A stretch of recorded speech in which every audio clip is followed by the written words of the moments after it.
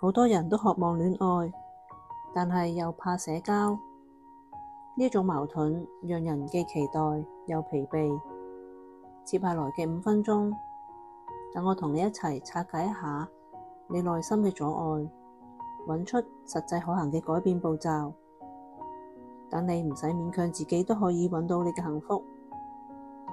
唔想社交，卻想戀愛，呢句說話就好似一把刀，割開咗好多人嘅矛盾。今日我哋唔去談理想化嘅愛情公式，而係從你嘅真實感受出發，揾出阻礙你走向幸福嘅4個關鍵。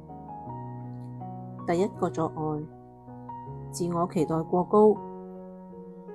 好多人將戀愛諗成一個好完美嘅劇本，結果就將自己關咗喺高牆裏邊。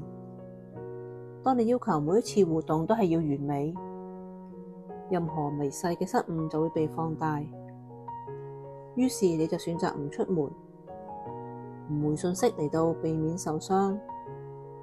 如果你只係接受對方100%嘅對等回應，你就會錯過咗嗰啲唔完美但係真實嘅連結。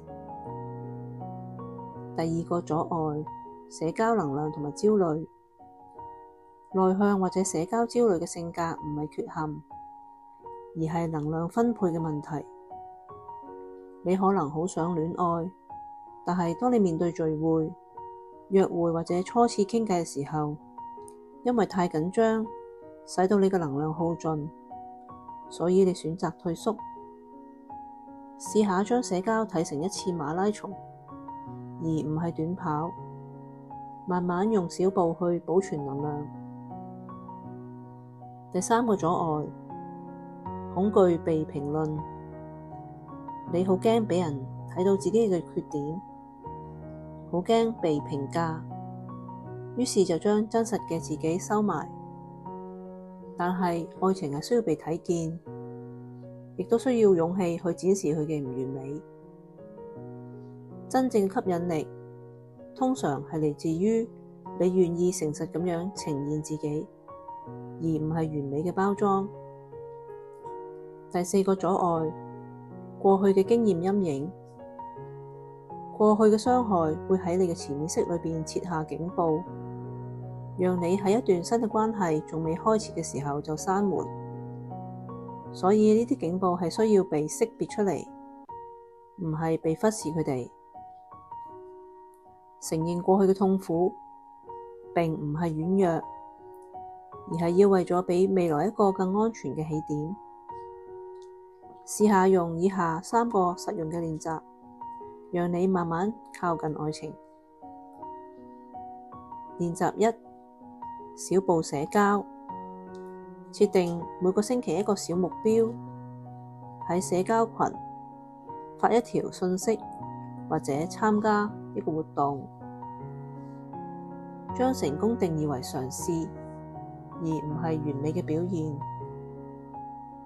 第2個練習，語言練習。準備3句簡單嘅開場白，將佢練到滾瓜爛熟。語言就係橋樑，能夠流暢咁樣說話，可以降低焦慮。第3個練習，自我接納自己。每一日寫一件你鍾意自己嘅事，例如你今日沖咗一杯提神嘅咖啡畀自己，哪怕係好小嘅事，嚟到累積自信。等你喺被睇見嘅時候，內心唔會咁脆弱。